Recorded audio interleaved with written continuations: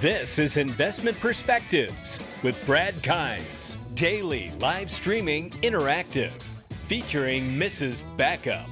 Subscribe, hit the notification, smash the likes. Now, here's Backup Brad Kimes. Come on in.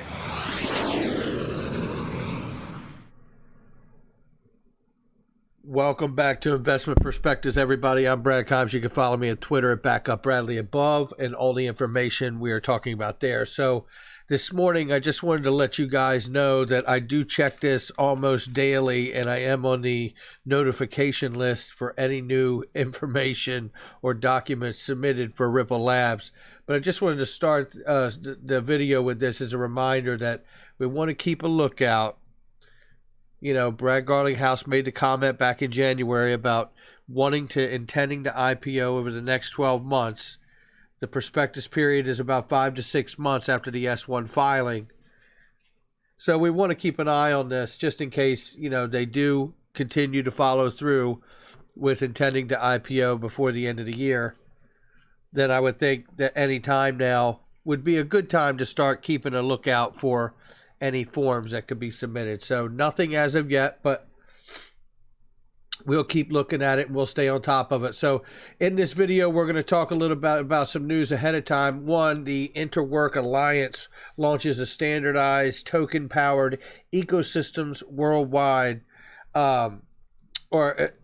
launches to standardize these powered ecosystems worldwide. And we're going to cover that real quick. And then we're going to talk really quickly about American Express and how they've won network clearing license in China. Pretty important moment there for American Express and China. So we're going to cover that. The other thing I want to get into today is a comment from Cryptopolis where we're going to talk about the deflationary aspect of the U.S. dollar and then the milkshake theory, the U.S. dollar milkshake theory. So we're going to cover that also. So let's go ahead and get this thing started. So the Interwork Alliance launches to standardize token-powered ecosystems worldwide. Now, you get from the title what it is. So there's another alliance that's been created. Looking at the member list, Accenture, Amber Data, Blockchain Technology Partners, Calastone, Chainlink, Decra, Digital Asset, DLA Piper, Depository Trust Clearing Corporation. Heard of them. Envision Blockchain, heard all of these actually, right? Hasera, Hedera Hashgraph, IBM, Ing, Microsoft, NASDAQ, Neo Global Development, R3, Six Digital Exchange, SDX, TokenSoft, UBS, Web3 Labs. I mean, the list goes on and on. Very big names, NASDAQ, Microsoft, you know, you see it. So this is a big alliance. And to me, you know, this really, I've been through this article, and what I see here is an alliance of these massive companies that have decided we need to come together from the business side. And the way to really do that in a uniform way is to organize and to create an alliance, just as they've done here.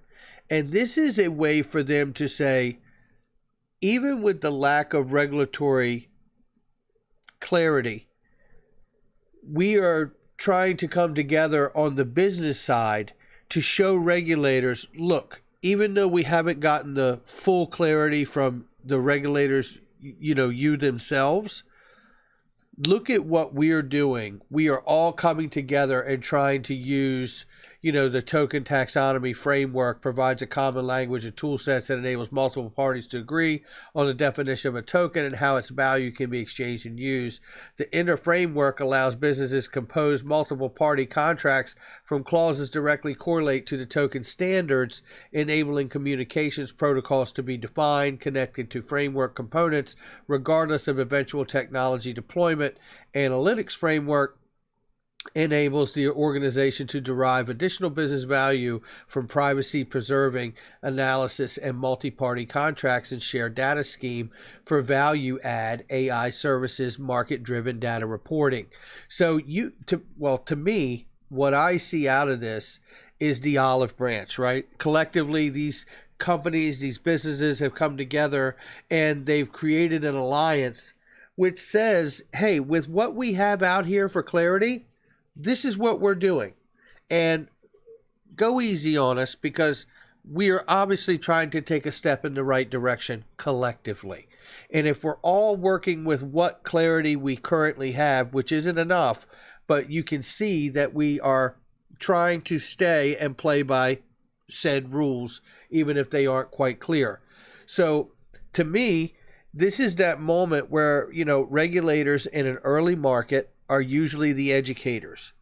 But at some point, the regulators become the enforcers as well. This, to me, is one of those ways of saying, hey, let's collectively get together. Let's show them that we're doing the right thing. We just covered last week the congressional hearing that was a virtual meeting webinar that they talked about getting a sandbox directly connected to the OCC, which is Brian Brooks from Coinbase. This looks like, to me, a great way to organize from the business side, the private sector side, to show the regulatory bodies that are involved here we're trying to do the right things, show Congress that, we're not going about this in some haphazard way, and winning the right and the ability and giving confidence to the legislative bodies and regulatory bodies to move forward with a regulatory sandbox and to be included in that sandbox. Okay, so important to really recognize the current and the tune of the day. So again, shout out to American Express, who wins clearing network clearing license in China. This is huge for them. It is a big moment for American Express and China, a joint venture with Lin Digitech Company, a Chinese fintech service company. Express Company has built a network of clear domestic transactions charged on American Express branded cards, and is also compatible with the key mobile wallet players in China. Keep more eye on that. Now, here is a comment from the one and only Cryptopolis. And I will tell you, we will have this Friday, the show goes on. We will be live for our weekend review with co-host Cryptopolis. He posted here about an hour ago, the dollar index moves higher and is up this morning. It's counterintuitive, defying logic when there's been so much stimulus, but that often is how markets work. Stock rose in April, May, and June, even as 30 million people became unemployed. Is defying logic the new norm? Wonderful. This is a caption from a few days ago that he had, which was the U.S. debt corporation, corporate, personal, student debt, and auto debt equals $77 trillion. My lands. The Fed's balance sheet is $7 trillion. The U.S. dollar will rally because demand for the USD to pay massive debt exceeds the supply of the dollars. Bingo bango. If the Fed's balance sheet exceeds demand, then we will see the U.S. dollar collapse. What an amazing insight from Cryptopolis right there. Now, I want to take you to this.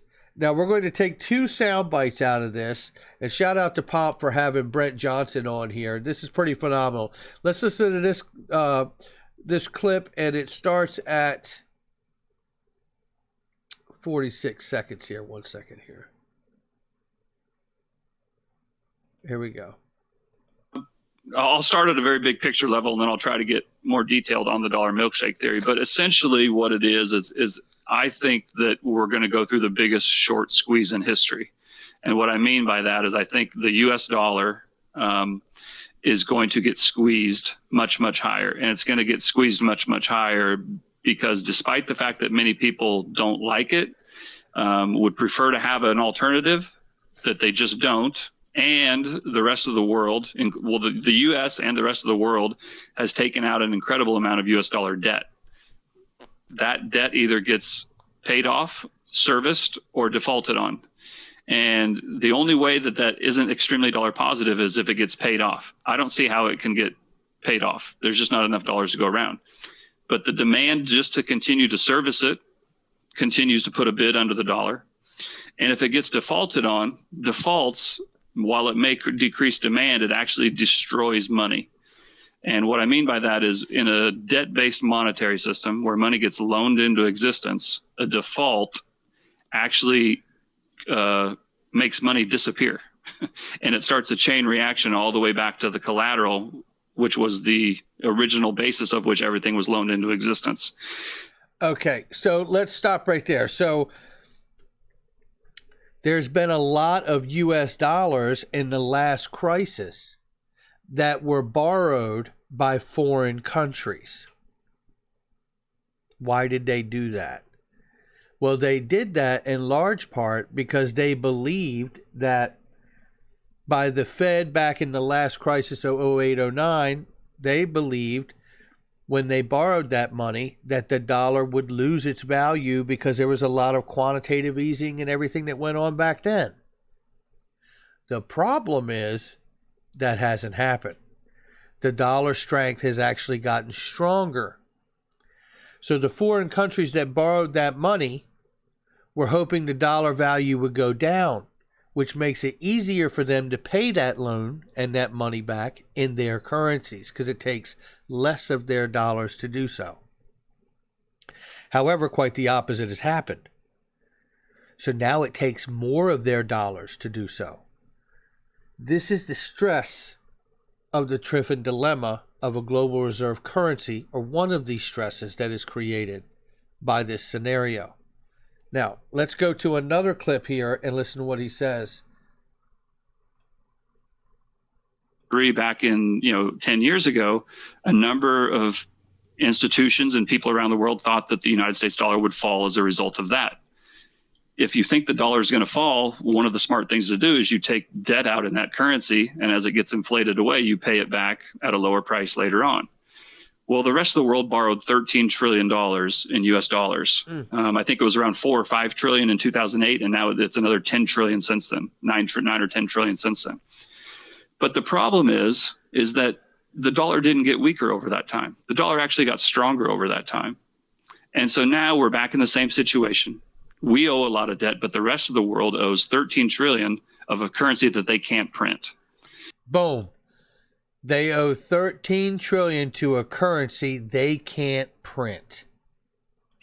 And we're in a situation where asset prices are falling, and it's when we talked about asset prices falling, it makes money disappear, because when money's loaned into existence and you have defaults, money gets destroyed. So now, as that money gets destroyed, it creates a stronger dollar value for the money that remains. You still have this high level of debts that need to be paid off, but the supply of dollars is shrinking. It's deflation, right? And so we're going through a massive deleveraging event right now. And so now all the central banks of the world again are coming out and printing like crazy. And listen, the Fed is printing like a madman. I'm not denying it. But the ECB is too. The Bank of Canada is too. China is too. Australia is too. Brazil is too. Everybody. So now we're back to this coordinated effect again, right? Everybody's providing liquidity. I just happen to believe that it doesn't really matter where that liquidity gets injected. Whoever has the straw gets to suck up that liquidity. Now, on a relative basis, despite the fact. So basically the straw is the draw of the strength of the dollar is pulling all the liquidity out of the global economy space, right? Because you're having the dollar strength is causing so much stress and pressure on the other foreign countries' currencies, that especially the ones that have borrowed the 13 trillion, that this is a point of break for those countries. Very interesting. We're going to go after some things after this. The fact that we've cut rates all the way down, they're still basically the highest in the world, other than maybe China. And again, I don't think people are racing to put money into China right now. I don't think the Russian ruble is going to become the world reserve currency anytime soon, right? So while our rates are certainly not as high as they were 2 years ago, on a relative basis, they still look pretty good. But all those other factors are still attractive for capital to come into the United States. And there it is right there. Because of the dollar strength, we are seeing all that other capital still rush into the US dollar space for investment, because of the dollar strength to begin with. So that's the straw that is drawing the liquidity off of the rest of the world, no matter how much money they print, because they can't keep up with the strength of the dollar globally. It is causing a huge stress effect. Now, let's move on to the next thing. The next thing is this video we just saw recently with Brad Garlinghouse. Seen that in some emerging markets already where the exchange rates have started to shift, but even here in the United States, it's a real factor. One visualization of this, and in history looking back, is on the next slide, is something we saw happen in the Weimar Republic, which was what we now call Germany after World War I, where they printed money to, frankly, fund the war effort, and that resulted in massive inflation after World War I. Okay. It is no coincidence in my mind that the CEO of Ripple, a blockchain infrastructure company, is sitting here talking to you about debasement of currencies and giving you the example of the Weimar mark back in World War I and about the inflation that happened because of the war. I currently believe that we are in a monetary war and have been. This is quite interesting. The CEO of a blockchain infrastructure company is sharing with you about the inflationary problems from Germany back in World War I, debasement valuations of currencies globally. Now, he goes on to say that he doesn't think it'll be as bad as it was then, but he sees this issue in large part because of the dollar strength that's happening. And what is the goal of Ripple? The goal of Ripple right now, and has been, to be able to build up their strength and effectiveness in the exotic smaller corridors. The same corridors that are absolutely getting crushed by the dollar dominance right now. This is not a mistake to me. This is exactly what XRP was designed for. All right, let's keep this going one second here. All right, so we had the Inner Work Alliance, and I thought I had one more. Oh, matter of fact, I'm going to wrap it right there. Guys, if you're not following my other channel, the Digital Ledger channel, listen, there's really great stuff on here. I got Ripple XRP news that's never duplicate, always fresh. And I'm doing a whole coin review series, Chainlink, Vetcoin, ADA, Ethereum. I mean, you name it. Pretty remarkable stuff. Some great information on the OCC and Brian Brooks. Make sure you go over and like and subscribe to Digital Ledger channel and give those videos a watch. But I'll tell you something. In closing, the CEO of Ripple is talking about debasement valuations of currencies, inflationary effects. What he doesn't say, and I'm not going to put words in his mouth, that's for sure, but what he doesn't say was what I feel is the missing piece here. And shout out to Pomp and Brent Johnson on this video they had here. It's a great, great interview and talk about the dollar milkshake theory, about it basically being so strong that it's sucking up all the liquidity in the world right now. And that correlates very well with this video of Brad Garlinghouse talking about the fact that XRP and ODL is there to service the world for this need. Interestingly enough, we know that there's been recent connections made in Brazil that have been worked on for years, but that is advancing quite nicely. We also know from Leonidas, who just put out an article, and I don't have it here, but make sure you follow Leonidas, who actually did a great article about the sterling pound that has recently been another live corridor opened up through Azimo, which is another remittance company, from the British pound to the Philippine dollar, I believe, or peso. So that is another huge bonus for Ripple in opening up more corridors for what is coming. And this feels like they all know that this moment is coming. We don't know when, but they are all having the same conversation, it seems to me. So this is pretty remarkable stuff. All right, guys, that's going to do it for me. Make sure you hit the like and subscribe. If you like the content, please share it with somebody you know, and I'll catch you on the next one.